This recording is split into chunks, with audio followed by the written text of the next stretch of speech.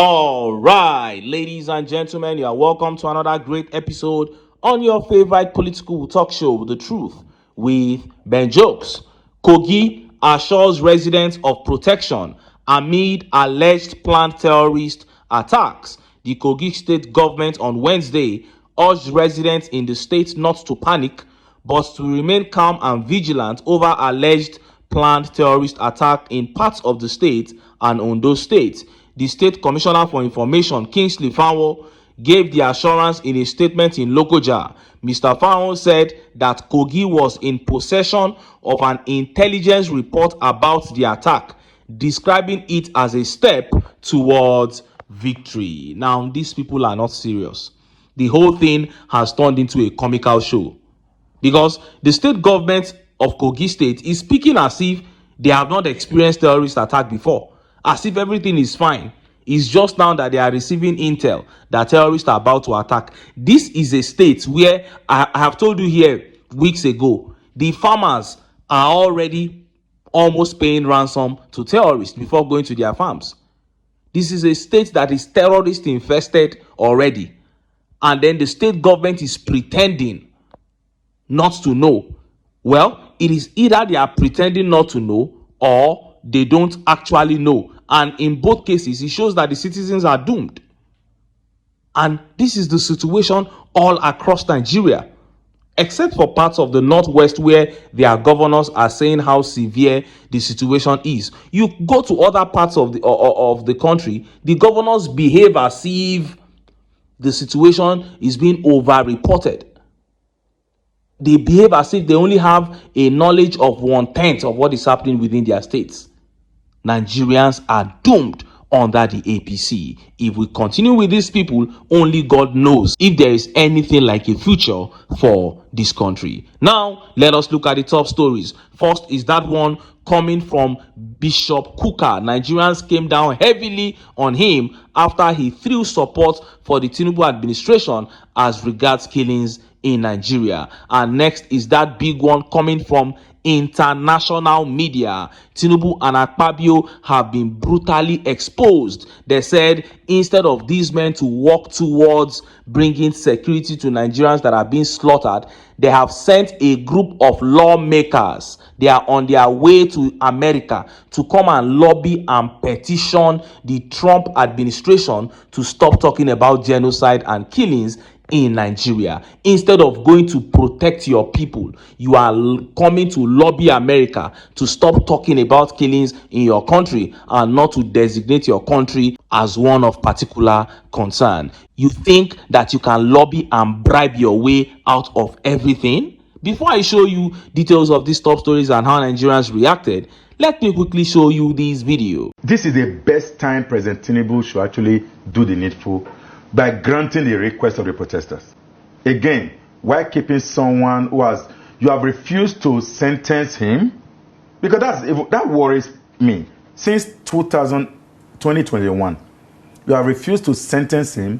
The cases have been up like an upheaval thing. It goes up, it comes down, it's sent to another judge, it's sent to this judge, it's sent to that judge. For Christ's sake, deal with the issue. Prosecute him, send him to jail if you want to. Let him go and cool off wherever. You can't continue to keep him awaiting trial sense while he's not even in jail. I think it's still, it's not been, So for me, this is a best political opportunity. But again, if he does it, he look at it, the other people come, no, don't do it too. If you do it now, it will look as if it's because of the protesters that you are doing it. Either way you want to do it, create a sense of justice. Speak to the judiciary as a president. The judiciary is the third arm of government. Speak to the judiciary, clear this case out. Give them a mandate between now and 6 months, clear this case out. So we know if we can clear the presidential tribunal cases within a specified time, we can clear all of the election petition within a specific time. This is the time where you clear this case within the next 60 days. Then people work towards that 60 days. Let the judge, let the lawyers present their cases. And in any case, he has been granted bail again and again, all of that. But that's an aside. And when you look at protests, why do people protest? grievances, objection. And it is not wrong for people to have grievances. It is not wrong at all. In every institution, in every family, there are grievances. Once you have more than one person in a room, there is bound to be grievance. Because there is what we call in politics, people define politics generally as he who gets what, how, and when. That it is the authoritative allocation of scarce resource, which means to allocate scarce resource, again, underline the word scarce. So if the resource is scarce, there are people who may not get it, or there are people who will get less. Once they get less, that's grievance. So you then enter some grievance negotiation and then you discuss it out. But when you pile up those grievances, it creates room that the government is not listening to us. And when people begin to perceive that government is not listening, it creates this kind of violent protest and unnecessary. You heard that. That was Dr. Austin Aigbe there speaking on the continued detention of Nnamdi Kanu. And what he described there is a deadlock. You detained a man and then you cannot take him to court and have his lawyers come to present their case. Let the state lawyers come and present their case and let the judge rule on the matter so that the matter can be laid to rest. You can't do it. So there is a deadlock. Even if it means you saying, okay, we are going to send him to jail, you are not bold enough to take that decision as a government. So what we have is a deadlock. They are just running from pillar to post, twisting the case. They don't know what to do.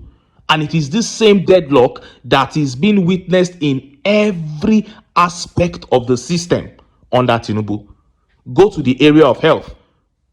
Doctors will say they are going on strike. They will call them back. Let's negotiate. At the end of the day, deadlock. Before you know it, a month and a half later or 2 months later, they will return again and talk about strike. The same thing is happening with ASU. The same thing is happening in the educational sector. The same thing is happening in the economy. You removed subsidy, increased taxes. You said this will happen, that will happen. At the end of the day, deadlock. Nothing is happening. This is a shame and this is dangerous to Nigerians because we are the ones that bear the brunt.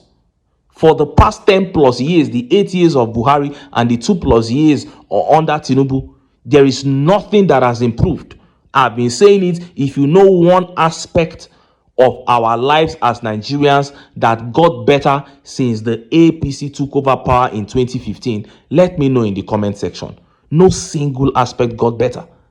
We have been retrogressing as a nation because of this same planlessness, this same indecision and wickedness, government not knowing what to do on a matter. This is a serious tragedy. And as far as the APC remains in power, it can only get worse. Now, let us look at the top stories. First is that one coming from Bishop Kukah, all the way from Sokoto. Nigerians coming down heavily on the bishop for throwing support for Tinubu on the case of genocide in Nigeria and killings in general. And next is that big one coming from an international media house. They have exposed Akpabio and Tinubu. They said instead of fixing the problems of insecurity and the alleged genocide in Nigeria, these people have organized a group of lawmakers to travel to America and come and lobby and petition the Trump administration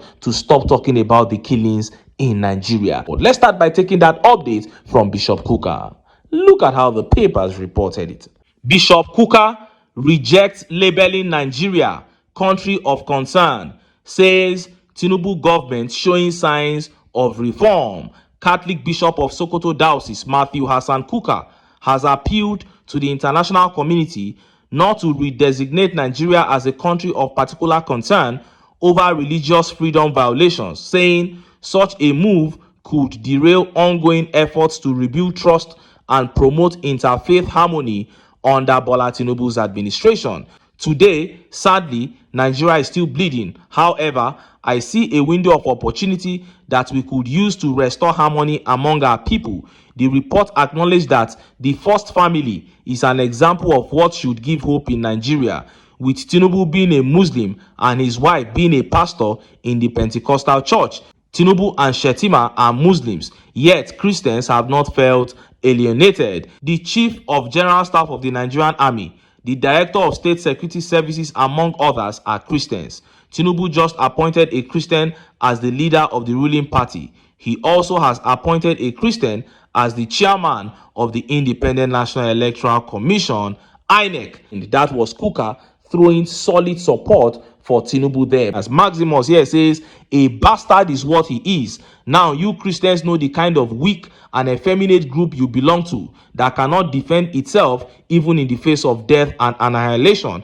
Thank God I left as back as 2008 when God woke me up. Maximus is angry with Bishop Kukah there. And Deji here says, man is on the table eating, so he can't say otherwise. So many compromised Christian leaders. A poor man is better than a liar. Proverbs 19:22. And Mr. Nonso says, after reading this, do we trust again? Who can Tinubu not corrupt? It is well they believe even the Bishop Kukah is corrupt for making this statement. And just as Nigerians were yet reacting to that, that video from Fox News began making the rounds. In this video, these people made it clear that Tinubu and Akpabio have organized a group of lawmakers to come and lobby and petition Donald Trump administration so that they can stop talking about genocides and killings in Nigeria. Let's watch the video. A topic we don't speak enough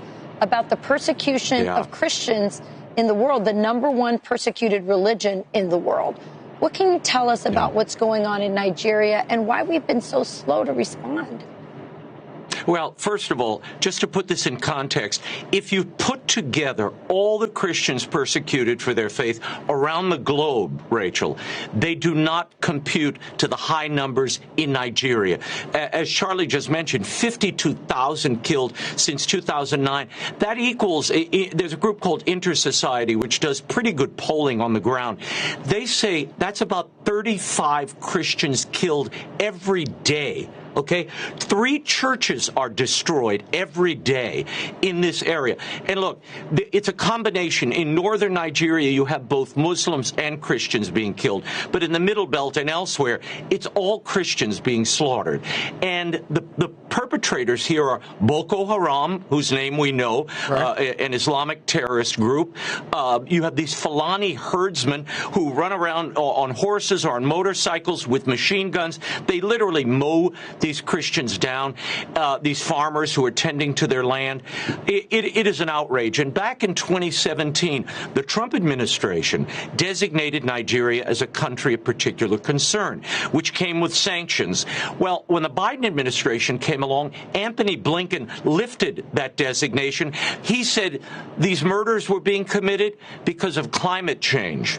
So that's why you see now Ted Cruz and 35 Christians saying, wait, we need to redesignate Nigeria as a country of particular concern. It's a bloodbath. It's a genocide. It does seem like if this were happening to somebody else, you would see it on the front page of the New York Times, the front page of the Washington Post every day. Why isn't it? Well, I think because A, it's Africa, and we just don't cover Africa the way we should, and B, for whatever reason, Islamic terrorism is just not covered. And when you look closely, 22 Islamic terrorist groups, including Boko Haram and others, have safe haven and have a safe quarter in Nigeria. Now, here's a little news. I was told this last week.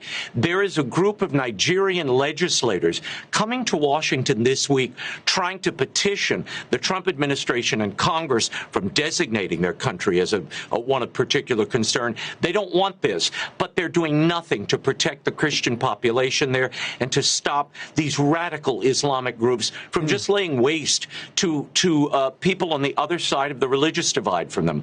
But I've spoken to Christian leaders there for decades. They will tell you they are very much afeared that Nigeria is going to turn into what Egypt and Constantinople. You heard that. Now, this is such a disgrace before the whole world. This is what has been said of Nigeria. And you want the world to take us seriously? They are talking about killings in your own country. Imagine other people from other countries being concerned about the situation in your own country, being concerned about the lives of your own citizens. And all you can do, instead of intensifying efforts to protect your people, All you can do is to smuggle a delegation of lawmakers into the US to come and lobby and bribe the US government to stop talking about the situation. Does this not even show? Does this not even buttress what these people are saying? Because if you are sure that that is not the situation, why are you using corner means? If you are sure that this is not what is happening in Nigeria, why can't you put your foot down and come out and say the actual thing that is happening and what you are doing to tackle the menace? You are going to bribe, to lobby another country to stop talking about the evil that is going on in your own country. What sort of human beings are these? If Fox News had not said this to the world, nobody would have known. Of course, I'm sure that that journey would have failed, because they must be so naive and stupid to think that they can go and bribe the US to stop talking about this matter. Look at the way that man was dissecting what was happening in Nigeria. He said in the core north, it is a combination of Muslims and Christians that are being killed. But in the north central, it is predominantly Christians that are being killed.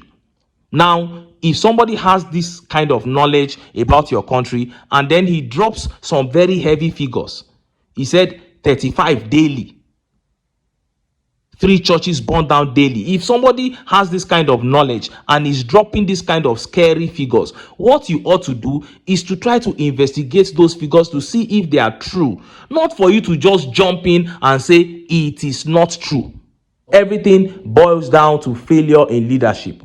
If we had a leadership that is ready to protect lives and properties, to protect both Christians and Muslims, then we wouldn't be having this discussion. But you and I know that the APC are not down for that. And that is why this will never stop.